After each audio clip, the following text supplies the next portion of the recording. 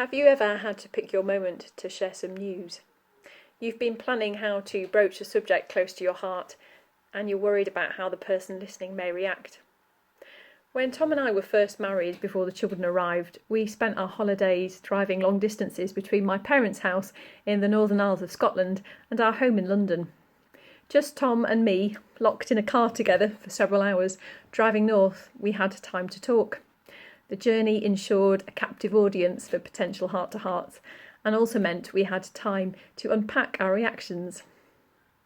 Breaking news, particularly news that affects us deeply, can be really difficult. Sometimes our body language or facial expression can signal something is up before a word is spoken. It was the same for Nehemiah.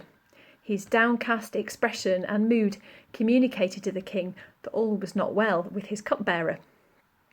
Nehemiah maybe didn't choose his moment, but he knew that he must be prepared to step up and speak out. The moment he had waited for to present to King Artaxerxes the news that affected him so deeply. Nehemiah knows that this is his moment, and he must convey 2 points. The news of the desolation of Jerusalem, but more importantly, why this situation has had such an impact upon him. Nehemiah must speak of his own sense of identity with the Jewish community and the personal loss that he has suffered. Nehemiah must get the balance right between information and overwhelming emotion. What does the king need to know to help him respond positively to what Nehemiah's heart is telling him? No wonder he's fearful at the king's response to his questions. "What is it you want?" the king asks Nehemiah.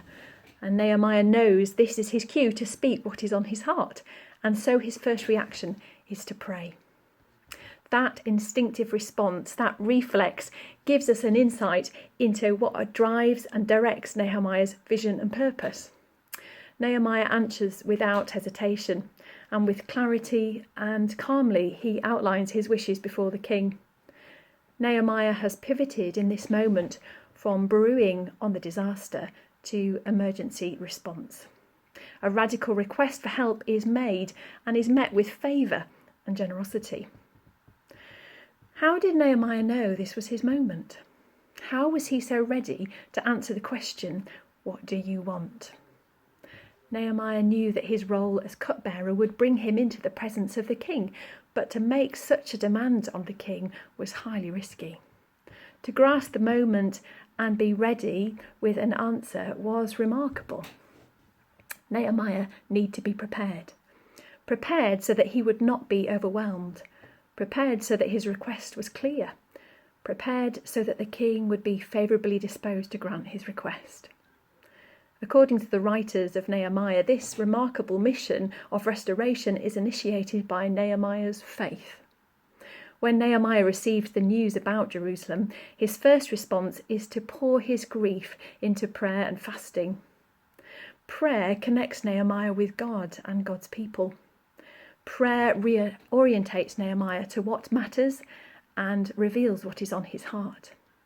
Prayer helps Nehemiah embrace the promise of restoration that will drive him to undertake an incredible mission. Some of us may well be hearing news over the coming weeks that will floor us, knock us for six, and we will be at a loss to know what we can do. We may be prevented from doing what we want, and we fear that we can do nothing to help or respond.